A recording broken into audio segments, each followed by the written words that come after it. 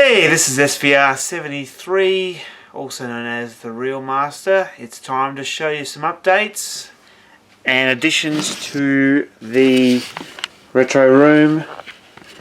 So tonight I've cleaned out the horror wall, soap and water, get the dust out of there, and which happens, and I move everything around so everything's been put in different positions. Road shows are mostly together, just to make sure everything's clean and tidy in there. That's how it goes. Dust is a forever a challenge. It's always going to be one. But these are some of the best VHS and beta horrors we had in Australia. There's a couple of British ones as well. But yeah, I'm really happy with this. Got Tenebrae, Silent Night, Deadly Night 1 and 2, Cameron's Closet, and a few others as new additions to the horror wall here. And a few of them that were over on the horror wall are now up here. We've got Demons 1 and 2, House 1 and 2. So anyhow, the latest additions to the retro room are this Monster Squad Australian original debut,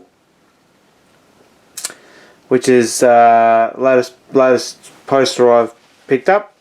I'm going to try and get a Big Trouble in Little China, Goonies and a Phantasm poster or debut poster in the near future. It certainly is something that I want to add to the collection. So going on to the DVDs and Blu-rays and whatnot, got this cheap Bruce Lee set on DVD. Quality of the prints is pretty good. Not the best by any means, but pretty good for a cheap price. I've always been a big fan of Bruce Lee. And as far as Blu-rays go, I have purchased No Retreat, No Surrender, classic mid-80s film from with Jean-Claude Van Damme. There's actually two different versions of this, if you didn't know.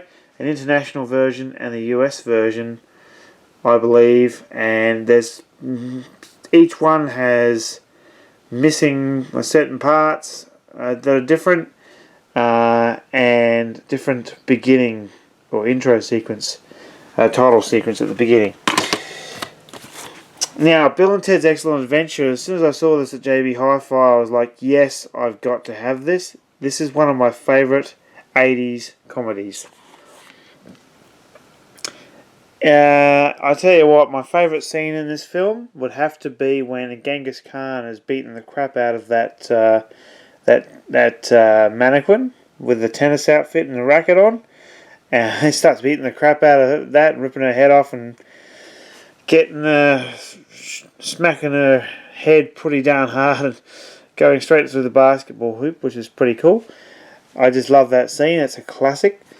So I've got the VHSs down here.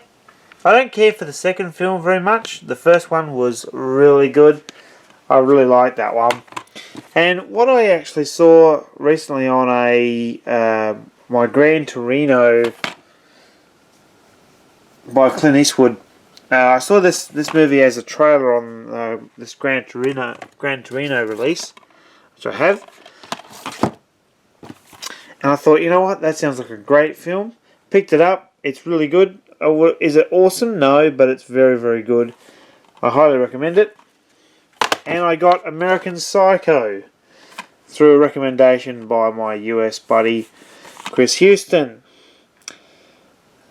Would I watch it again? Yeah, I think I'll watch it again. It's pretty darn good. Set in the 80s, which is really cool because I'm an 80s man.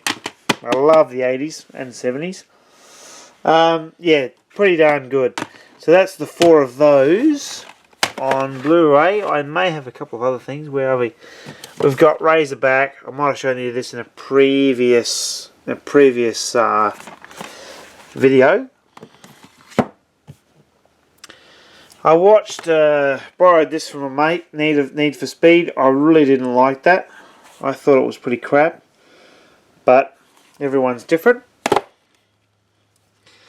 But besides that, tonight I actually just finished watching the Gumball Rally. I really liked that. I can't believe it's from 1976. Wow, that's going back. I was 3 years old then. Phew, boy. And some good scenes in that film. But it's a good one. So, yeah, they're the latest and greatest Blu-rays at this point in time. And I'll try and do a lot more videos in the near future. Nothing else really has changed in here. I'm going to have another retro night on the 2nd of May, and I'm going to endeavour to get a hell of a lot of video of that, so you can see everyone playing the various consoles and so forth. And of course, the Commodore 128 from Germany, which is West Germany, which is this bad boy right here, which I've had for 30 years. Since June 85.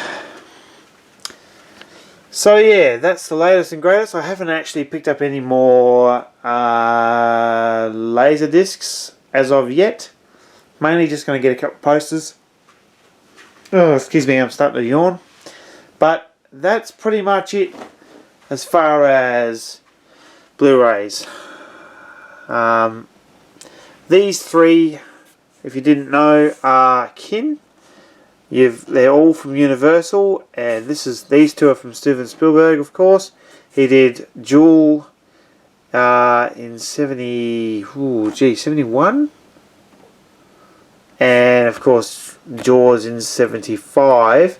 But the car is sort of loosely based on this and that, and they're all Universal titles. So there's actually a photo I've got, or a drawing I've got on my PC of, like, it's called Killers of the Road, and it's got the Jewel truck and the car Lincoln together on this desert highway, basically side by side. It looks awesome. I love it.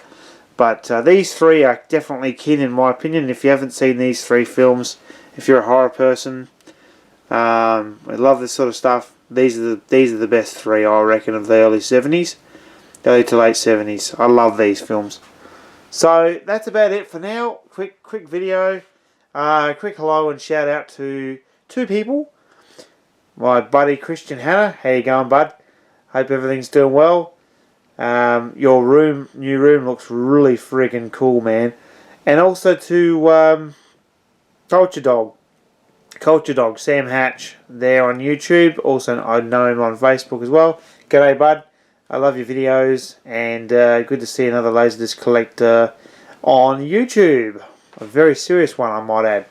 So that's it from Real Masters 70s, 80s and 90s and early 2000s Retro Room.